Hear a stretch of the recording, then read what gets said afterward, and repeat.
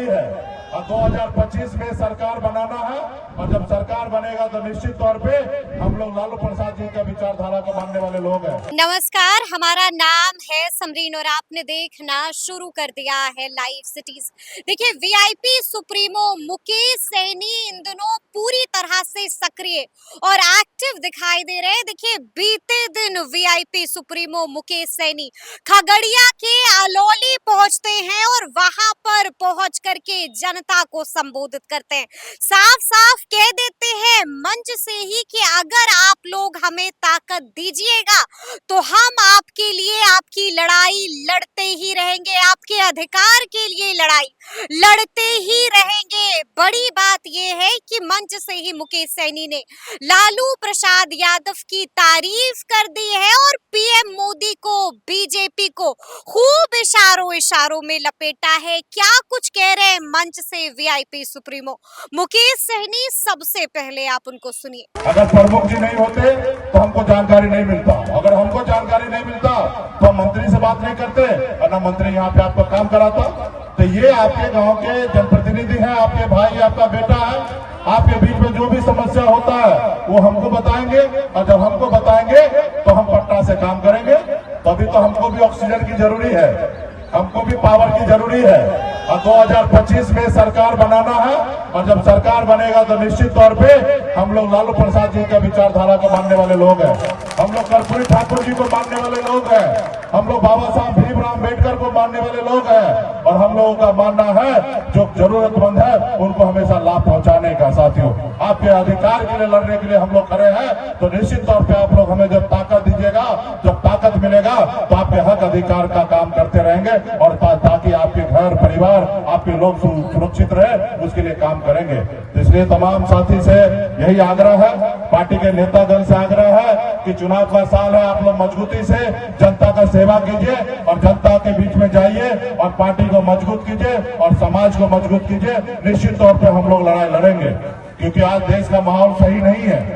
यहाँ पे जो लोग हैं 5 किलो चावल देकर वो वोट लेना चाहता है, और हमारी लड़ाई है कि हमें 5 किलो चावल नहीं चाहिए। हमारे बच्चे के लिए पढ़ने के लिए स्कूल चाहिए, हमें 5 किलो चावल नहीं चाहिए। हमारी लड़ाई है कि हमारे बच्चे की इलाज के लिए हॉस्पिटल चाहिए, हमें 5 किलो चावल नहीं चाहिए।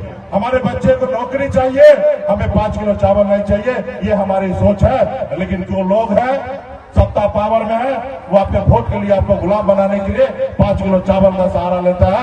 आपको ये सोचना पड़ेगा कि अगर आप 5 किलो चावल लीजिएगा तो आपके आने वाला पीढ़ी भी 5 किलो चावल लेते रह जाएगा।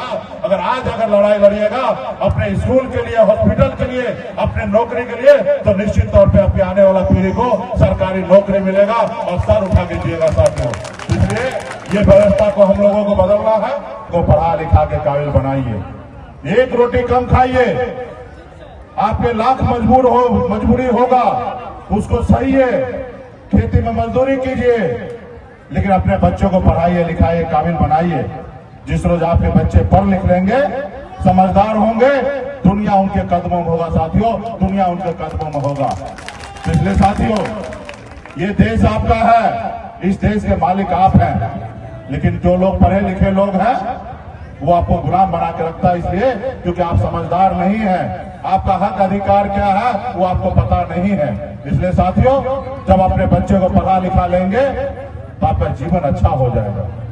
वो बच्चे को पता होगा कि हमें क्या काम करना चाहिए, क्या काम नहीं करना चाहिए, क्या अच्छा काम होता, क्या बुरा काम होता, उस बच्चे को पता होगा जब वो पढ़े लिखे होंगे। और जब पढ़े लिखे नहीं होंगे तो इस संसार का जितना भी बुरा काम है वो करने लगेंगे। 10 रुपया कमाएंगे और 11 रुपया खर्चा करने लगेंगे। लेकिन वही पढ़े लिखे होंगे तो 10 रुपया कमाएंगे तो 8 रुपया खर्च करेंगे, 2 रुपया बचाएंगे अपने आने वाला पीढ़ी के लिए। साथियों, अपने आने वाला पीढ़ी के लिए। इसलिए साथियों, आप लोगों को अपने बच्चों को पढ़ाइए, लिखाइए, अपने आपस में सभी के साथ भाईचारा बना के रखिए, सभी जाति धर्म के साथ अच्छे उठिए बैठिए। इस संसार में क्या है, कोई भी इंसान इस संसार में आते हैं 60 साल 70 साल रहते हैं, 80 साल रहते हैं, उसके बाद उनको जाना ही है।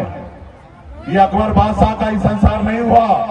ये सिकंदर का नहीं हुआ तो ना हमारा होने वाला है ना आपका होने वाला है।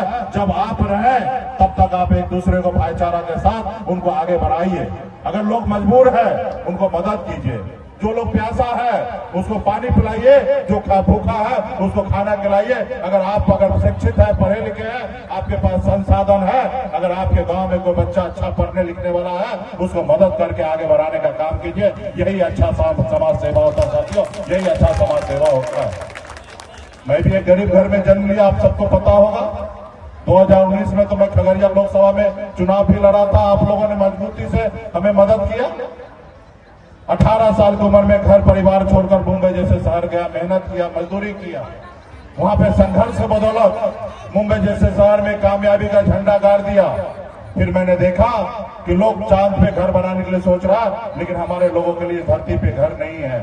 और फिर मैंने ऐशो आराम की जिंदगी को छोड़कर आज बिहार में 10 सालों से अपने लोगों के हक अधिकार के लिए हम लोग लड़ाई लड़ रहे हैं साथियों, अपने हक अधिकार के लिए लड़ाई लड़ रहे हैं।